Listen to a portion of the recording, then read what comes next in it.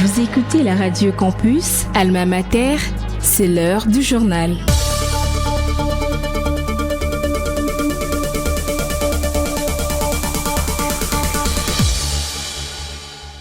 Nouvelle édition du journal sur la 107.6 MHz. Madame, Messieurs, tout de suite, le sommaire.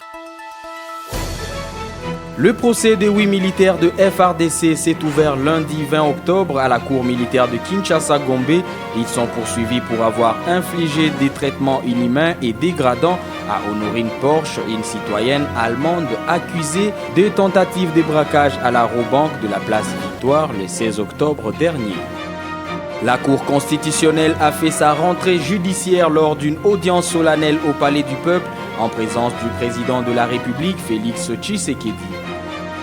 Anthropologie de la communication culturelle au sein des églises de réveil de Kinshasa, c'est le titre de l'ouvrage du professeur Kamate Mbouiro du département de sciences de l'information et de la communication de l'université de Kinshasa. Vous le suivrez dans ce journal.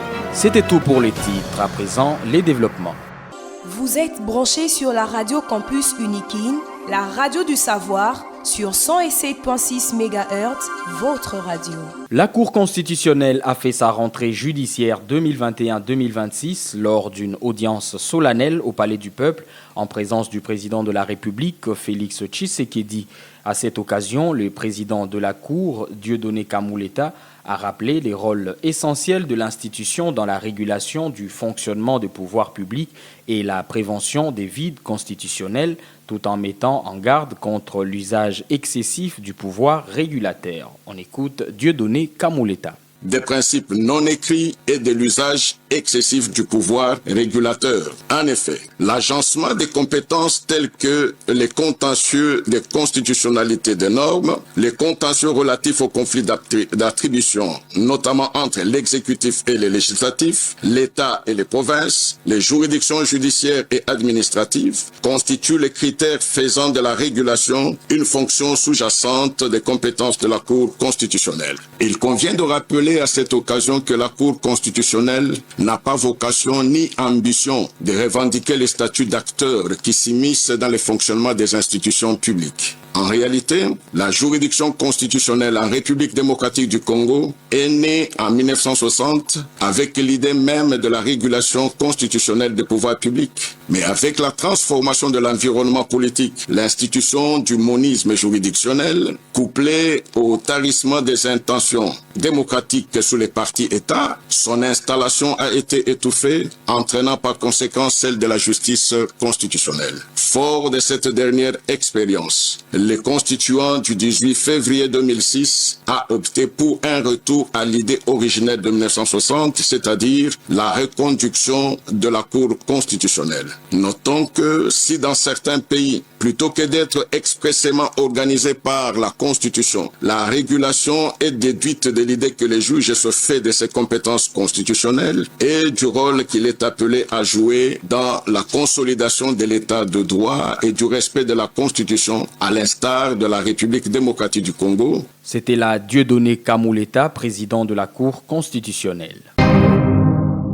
Le procès des 8 militaires de FARDC s'est ouvert lundi 20 octobre à la cour militaire de Kinshasa-Gombe.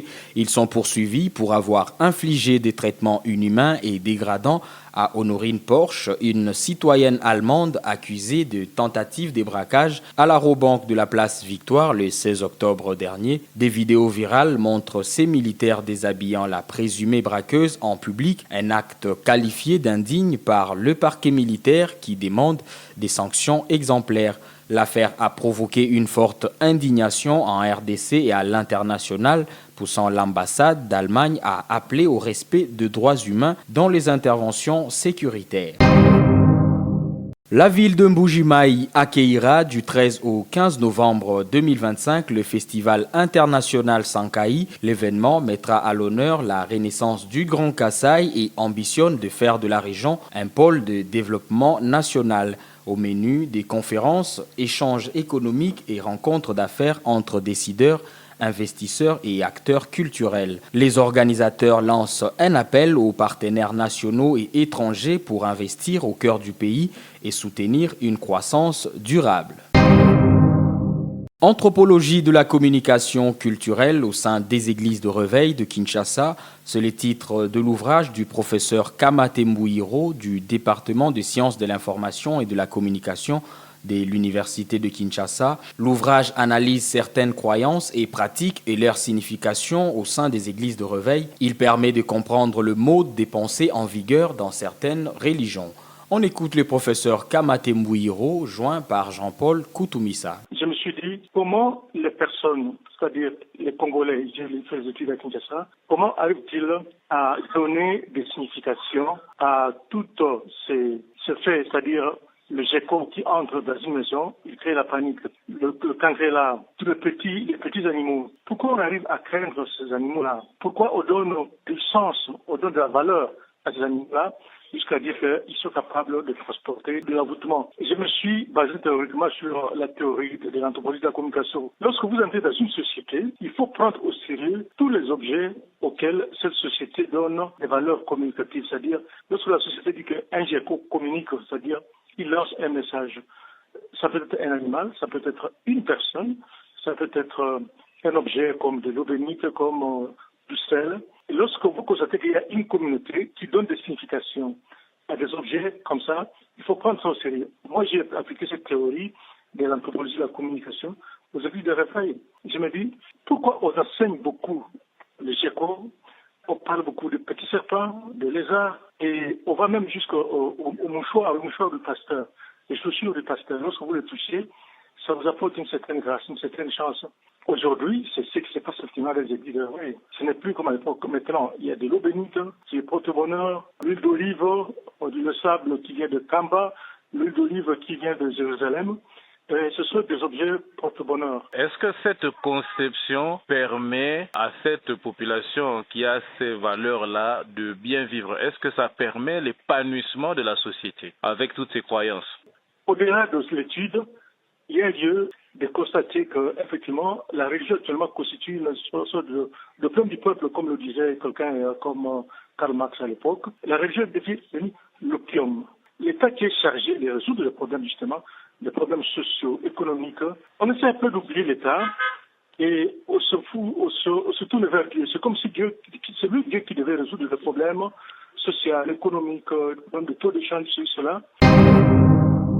Des basketteurs de l'université de Kinshasa, réunis au sein du club Facocher, ont remporté un tournoi organisé par la Robank. C'était une compétition qui a mis aux prises des basketteurs de plusieurs universités et instituts supérieurs de la ville-province de Kinshasa. Les champions des l'Unikin ont présenté ce mardi 21 octobre les trophées remportés au recteur de l'université de Kinshasa, le professeur Jean-Marie Kaembentumba, Genovic Ngoma et les capitaines des Facocher Basketball. Il explique les déroulements de la compétition dans cet entretien avec Jean-Paul Koutoumissa. C'était une compétition interuniversitaire 3x3 organisée par la Raobank. Il y avait 12 équipes qui représentaient plusieurs universités et nous représentions l'université de Kinshasa. Nous sommes les Facochers de l'Unikin. Il y a d'abord Kevin Kamkouni qui est sorti aussi MVP du tournoi. Il y a Ilunga Lukusa qui est aussi là. Nous avons Dan Bolombi et moi aussi Genovic Ngoma. Alors, vous avez remporté le trophée face à quelle équipe? Face à l'EC, l'école de commerce. La haute école de commerce, c'est ça? L'école de commerce. Ok, alors quel était le score à la finale? C'était 19-13. Et qui était votre meilleur marqueur? Kevin Kamkouni. Nous sommes vraiment heureux d'avoir d'abord eu l'occasion de représenter notre université. Nous avons eu la chance de refaire grandir le nom de Facocher dans toute la ville de Kinshasa. Et nous sommes vraiment heureux d'avoir pu rencontrer notre recteur à l'Unikin, que le basket soit plus valorisé parce que en ce moment le basket est moins valorisé que le foot. Du fait qu'on vient de gagner, que ça fera que on pourra plus valoriser le basket, que ce soit dans l'université ou à Kinshasa ici. Est-ce que vous êtes prêt au niveau de l'Unikin à organiser une compétition de ce genre? Oui. Il n'y a aucun problème, je ne crois pas qu'il y a un seul problème. Et nous-mêmes, les joueurs, nous sommes totalement prêts et disposés pour une compétition. Alors, quel message vous adressez à la communauté universitaire? Personnellement, le sport, c'est difficile, mais au fur et à mesure, on pourra avancer surtout avec le basket. Nous attendons que plusieurs autres jeunes qui n'ont pas eu l'occasion de se présenter cette année puissent continuer à venir pour qu'ils puissent se faire voir. C'est par ici que s'achève cette édition du journal. Si vous nous avez pris à mi-parcours, je vous rappelle les principaux titres. Le procès des 8 militaires de FARDC s'est ouvert lundi 20 octobre à la cour militaire de Kinshasa-Gombe. Ils sont poursuivis pour avoir infligé des traitements inhumains et dégradants à Honorine Porsche, une citoyenne allemande accusée de tentative de braquage à l'Aérobanque de la Place Victoire le 16 octobre dernier. La Cour constitutionnelle a fait sa rentrée judiciaire 2021-2026 lors d'une audience solennelle au Palais du Peuple en présence du président de la République Félix Tshisekedi. Anthropologie de la communication culturelle au sein des églises de réveil de Kinshasa, c'est les titres de l'ouvrage du professeur Kamate Mouiro du département des sciences de l'information et de la communication de l'université de Kinshasa.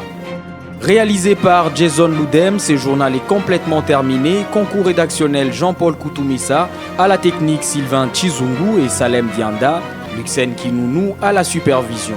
L'actualité reste en continu sur la 107.6 MHz et sur notre site internet www.unikin.ac.cd.